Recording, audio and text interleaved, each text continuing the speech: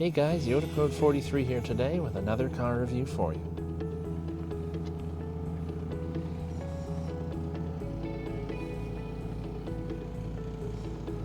Today I've got the keys to this 2020 BMW 330i xDrive. So let's walk around it, talk about the styling, basic specs, and competition.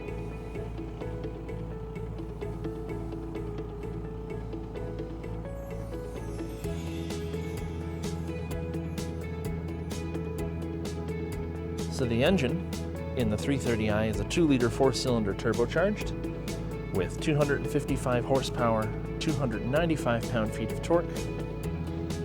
It'll do 0 to 60 in 5.2 seconds. Curb weight of 3,750 pounds. Pretty heavy for a compact sedan that competes with the likes of the Cadillac CT4 and Lexus IS, Mercedes C-Class, Audi A4, vehicles like that. This car is particularly well equipped. This is owned by a family member of mine. I borrowed it from him for a couple of hours to do some video on it. Starting price on these 330i's is around $42,750. But if I recall correctly, I was told this car has an MSRP close to $55,000 as it sits here. This color is Melbourne Red with Canberra Beige interior. Those color names look like they are inspired by Australian city names. It has 19-inch BMW individual split 5-spoke wheels. It also has the premium package that includes heated front seats, the live cockpit, as they call it, basically talking about the screen on the dashboard, which you'll see later, heads-up display, comfort access, which means as you walk up to and walk away from the car, it will automatically lock and unlock, or you have keyless entry on the doors if you choose to have that option turned off. Heated steering wheel as well, and I believe color changeable ambient lighting. I know I saw it inside the car. I'm not going to mess with his settings, obviously. It also has the driver assistance professional package, which has active driving, basically a self-driving system, well, assisted driving system where you keep your hands on the wheel and the car can effectively drive itself. It modulates speed, comes to a stop, does all that. Auto stop start as well. Also has traffic monitoring, remote start, and it says power tailgate, but by power tailgate they mean power trunk, which you'll get to see in a little bit here. This color is striking. Definitely seems like it stands out. I don't believe it's actually a metallic color. Let me zoom in here a bit. Oh no, it is. This is a metallic color. Kind of hard to see in the light, but there is some light flake in there.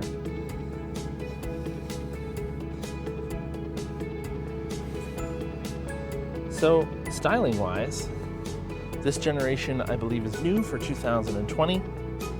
Might have been 2019, I'll double check. These real aggressive hockey stick style taillights, twin exhaust tips, but it's a single exhaust to a split muffler in the back. Little lip spoiler as well. Some faux vents with the reflectors in them at the bottom of the bumper. You can see the park assist here as well, along the bottom of the bumper back here. Weirdly enough, an abnormally large gas door.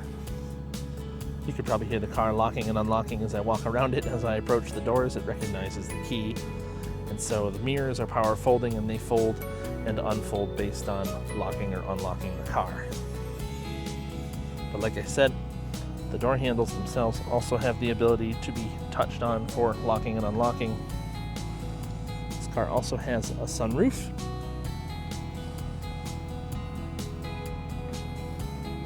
I like the strakes that come down the hood, giving it some texture.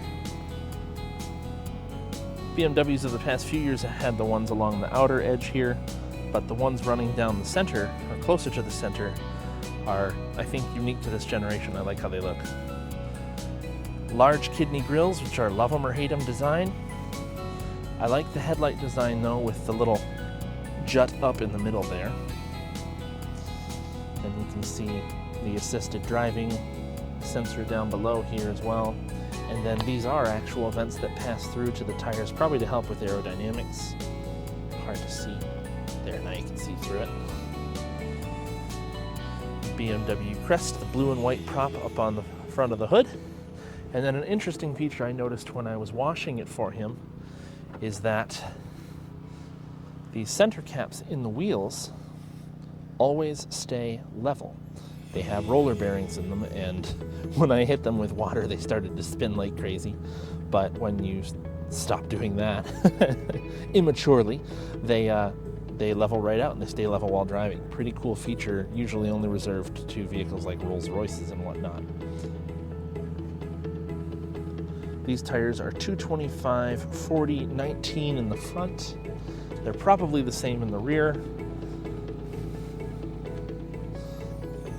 Yep, 225, 40, 19.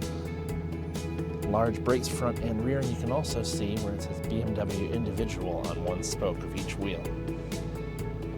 Nice detailed touch. I also like the chrome loop around the side windows, and especially how it kinks at the back of the rear door. It's a nice modern design.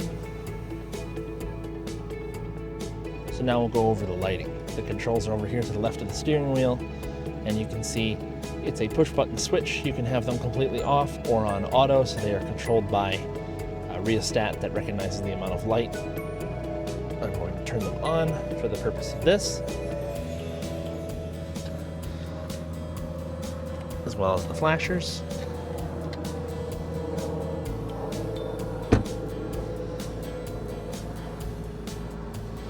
So, you have LED signals that run along the mirrors out here. They look very nice. Then in the headlights, they are LED low beams, LED daytime running lights. You can see they run along the bottom here, but on top I believe there are also daytime running lights when the signals are not on. No fog lights in this vehicle, but I do know it has cornering lamps. So that when you're turning a corner, I believe it's up at the front here, that light will turn on and allow you to see better if you're close to small objects and whatnot.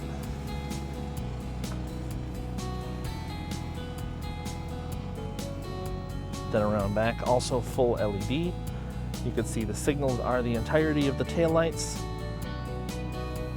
But I believe when you hit the brakes, just the upper sections here turn on.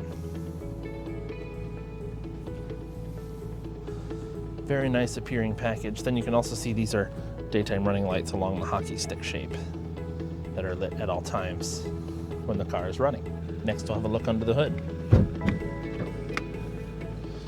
Warning chime saying, hey, the hood's open.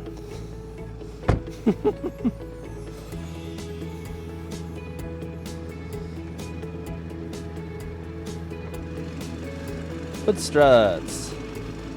So this is BMW's twin power turbo 4-cylinder, 2-liter, like I said, 255 horsepower, 295 pound-feet of torque. It has a massive resonator here for sound attenuation. Airbox over on the left. Your battery hookup for a jump start right here, because the battery is buried in there. You also have your coolant fill over here with your overflow. Washer fill over here. And if I remember, BMW is of the mindset that you don't need a dipstick anymore, so you will not find one in this engine bay. I believe you have to check the oil level through the infotainment system. Nice lightweight hood with double latches. Taking great care, as it's not my car and it's pretty expensive. Like I said, I think he told me This particular one stickers about 55,000.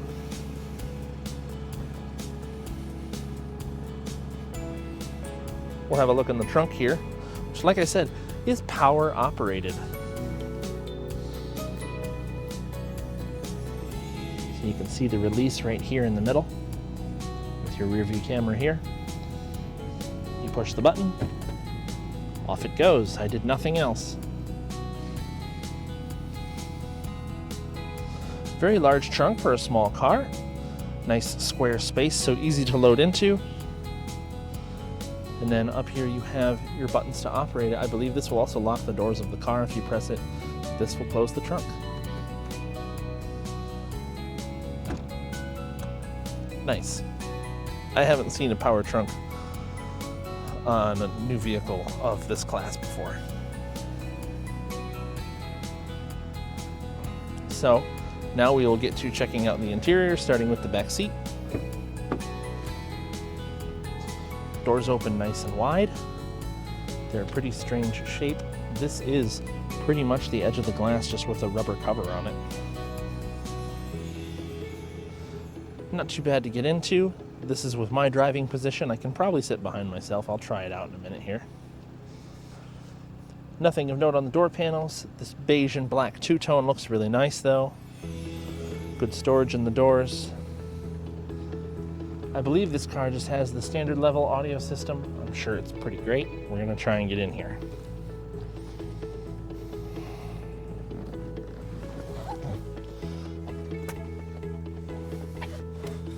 It's actually not too bad once you're in.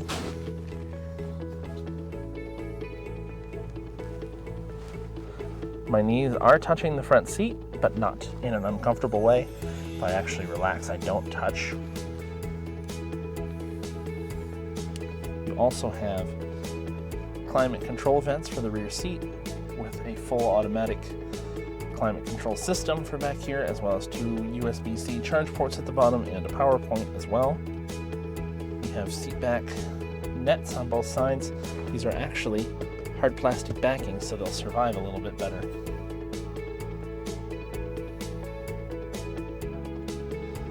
The leather is a nice tough feeling material.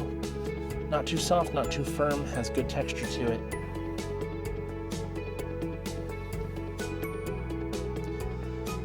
A black headliner inside of this car, which I am of course a fan of. You can get it to focus here. There it goes. You'll see it also has an opaque sunroof cover. We'll check that out and open it up when I get up front. Full LED lighting inside as well.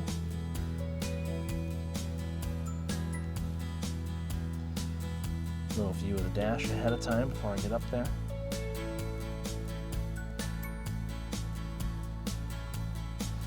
Okay, and actually, to note, getting out of the car isn't as bad as it looks. I don't hit my head every time I try to get in and out.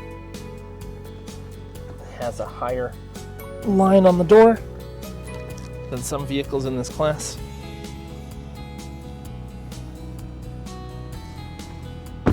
Catch the sound of the door here too.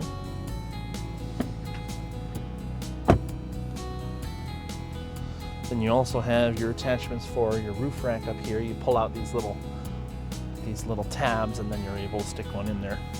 Here's the sound of the front door.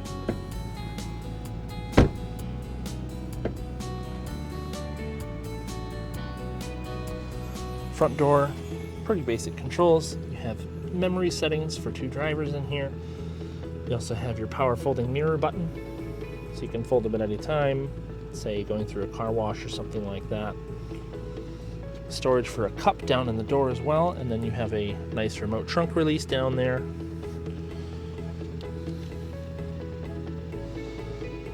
Full power adjustable seats with adjustable side bolstering, which is pretty cool. Then you have your lumbar support right below that.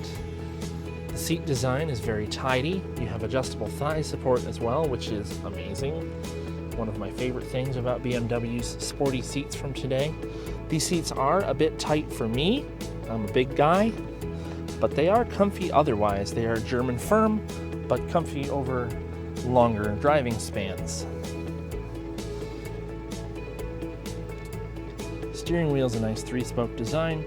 You have your cruise control buttons over here, and you have your radio and gauge buttons over here. Heated steering wheel button down below in the center, which I thought was a weird placement. It took me a minute to find it. Nice quality leather, feels good in the hand. Nice thin rim, so easy to wrap your hands around.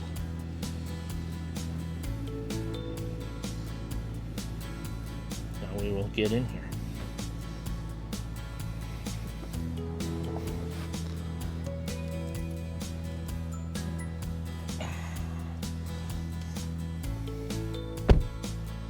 Okay, so fair amount of things to cover.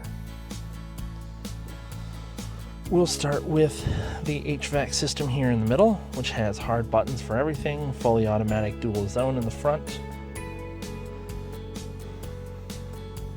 You have heated seats as well in this car. I don't believe cooled seats are an option. Maybe if you go one step higher in the package. Along the top of the dash, there is a heads-up display, which if you look on the windshield, you can make that out. It's flashing a bit, but it is there. It comes out of this panel right here.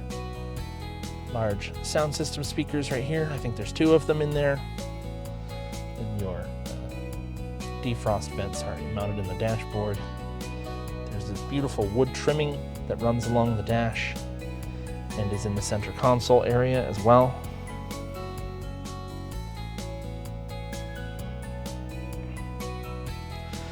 Your speakers are in both the top of the door and the bottom. The two-tone beige, as I mentioned in the back seat, looks really nice in here. Good contrast. The glove box is flocked on the inside, has a nice damper. Feels expensive. Oh, and I mentioned accent lighting before.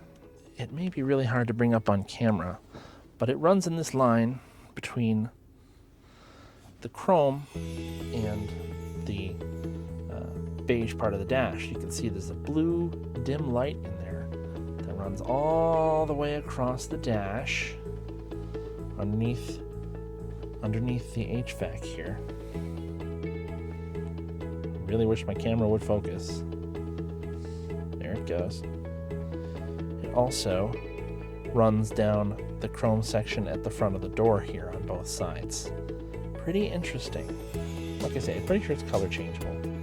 As far as the radio is concerned, you do have some hard buttons down below here, so you can skip between your tracks and stations here. Your presets all through the middle. You have your volume and power button right here, and then you can switch between your auxiliary and Bluetooth and whatnot, as well as your band of stereo or radio you're listening to. Also to note on the steering wheel are paddle shifters for the 8-speed automatic. This is a rear-wheel drive based car, if you couldn't tell by looking at the engine earlier. Then you have your high beam control as well as your signals here. And then your wiper control, you can choose to leave in full automatic mode. That's what this auto is for. Interesting. Never seen anything like that before. But basically they will randomly wipe as necessary. So, now to try and cover the gauge cluster, because there is a lot to cover there. In order to look at the various things on the cluster, there is the BC button on the end of the left stalk, and you saw the right side change there. So this is like your tripometer, your power gauges, so power and torque, G-forces, your radio or infotainment, and then this is just the gear and drive mode you're in. And this shows current and average mile per gallon over time, as well as battery status. This car does have auto stop start. You can also see at the bottom here the drive mode, the gear, the temperature. So in the center there is, I don't know if, I'm pretty sure you can change it, but this is like a live navigation or GPS. It shows where you are on the map at all times, which is pretty sweet. Just a quick glance away. Then you have your speedometer and tachometer and fuel and temperature, which are all all on the screen, which is amazing high definition. Also, you see something freaking out in the camera up here. That is basically the car's eyes on you to make sure you're holding onto the steering wheel and paying attention to the road in front of you. If you look away or let go for too long of a period during the active driving, it will warn you to put yourself back in control, basically. On to the infotainment. This is a touch screen. This particular screen that it's on shows sport displays, which is your G-force and power levels. This would be where your infotainment would show up, but I have it off for the sake of the video. You can swipe over and it'll show your trip, basically, local traffic conditions, direction of travel, and the road you're on. And then over here, you have the date and time, current weather and your location, and it actually brings up news stories. I'm pretty sure this car is connected to the internet, connected to the satellites. So over here you have your various things you can press, various modes to go through. There's a lot to check out, but this also has a navigation screen built right into the center deal as well, which looks great, nice and well colored, pretty easy to use. Some car information and whatnot. Carrying car, interesting. And your various apps you can look at here as well. It seems to be an Android-based system. Now, there's also another way to control this. That is via effectively BMW's iDrive system. I believe it's still called iDrive. It's been heavily revamped for this generation, is what I've been told. And so you're able to rotate to go through various parts of the menu, or you can use it like a mouse pad, and it also is a click button. You have various shortcut buttons laid out around it for various features of the car. The shifter was confusing to me at first, but it's similar to GM's current design, where you have the button you have to press when you shift on the side, your park button on the back side, and then you push it in forward direction to hit neutral or reverse, rearward towards you to hit drive, and then you move it over to hit sport manual mode, where you can shift with the paddles. Other buttons include your traction control, your park assist, your auto stop start. The start stop engine button is right here next to the shifter. You have your drive modes back here. This is auto hill hold and your park brake. And then up in the cup holders, which can be completely hidden by this panel, by the way, you have a charging system. Well, you have your standard power point, but then this would hook your phone up to the radio. There is a wireless charging pad up front. Nice twin cup holders with grippers in them that are very large.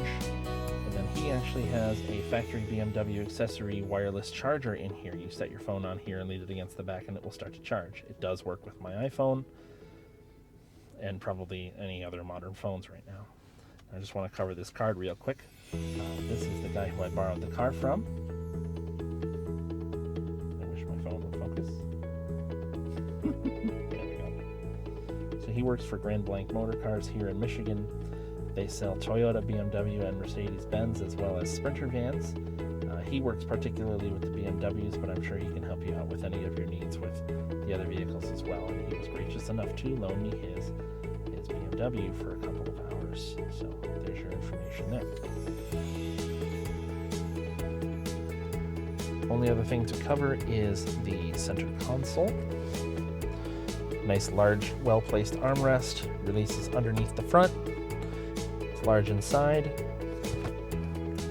And it has a USB port as well, and it is lit.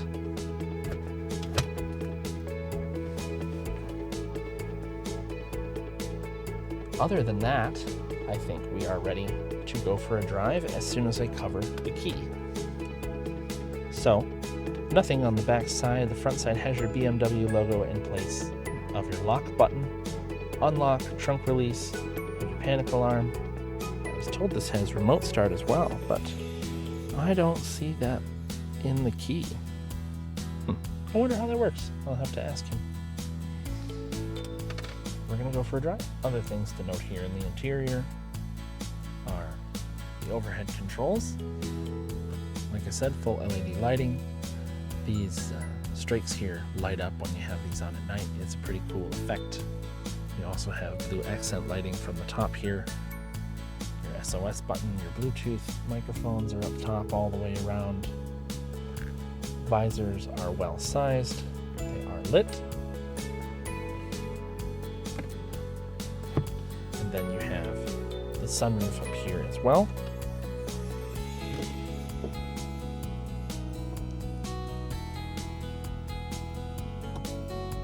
So that is to open the shade, and then the sunroof itself you can open by pressing the button up here again. But I'm not going to do that since it's cold out.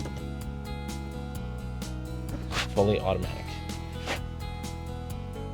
Okay, ready to go for a drive in the Beamer 330i. Push the button, pull back, you have drive, but first I'll show you the reverse camera.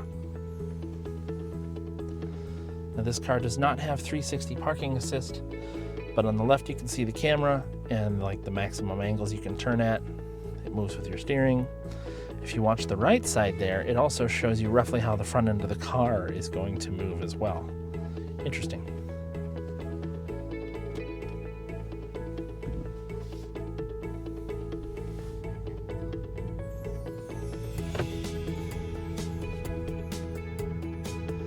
It's very, very quiet in here.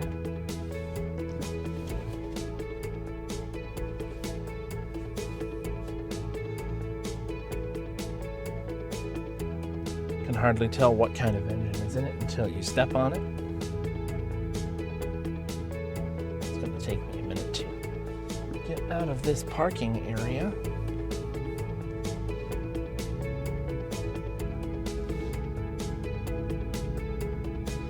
Actually, what I'm going to do is I'm going to pull over right here so we can do our little 0 to 60.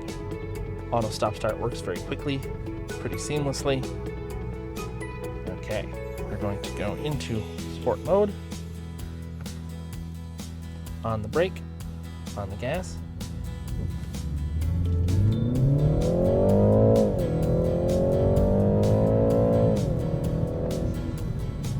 Jeez, that moves quick.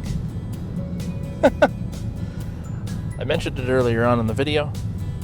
The car will do 0 to 60 in 5.2 seconds, and I believe every bit of that. Of course, I have to drive over a dirty road after I just washed his car for him. It is what it is. Very nice to drive.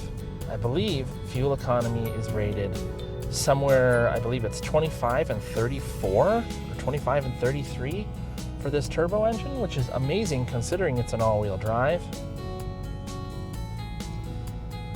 The car drives really well, has amazing driving dynamics.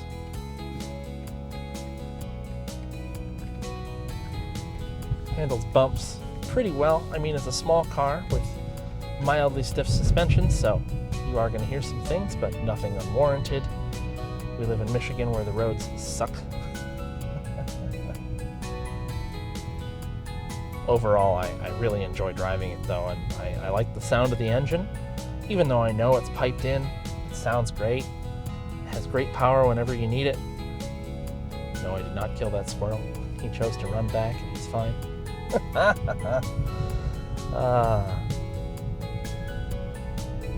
Rear seat space is kind of at a premium. I think you'd be fine with a rear-facing child seat back there. But it's amazing to me how interior space has changed over the years. I drive a 92 Ford Taurus SHO that is a mid-size car, whereas the 3 Series is a compact, and I feel like compacts have moved into the mid-size range over the years, and that the compact rear seat space is quite large compared to how it used to be, and so I think the rear seat space in a compact car today is what a midsize was 20 to 30 years ago. I feel like the rear seat in my Taurus is tighter than it is in this car. Okay. We have a paved road finally. I've been creeping 20 miles an hour because I don't want to get it dirty. Perks of living in Michigan. Creep on out of this neighborhood here and then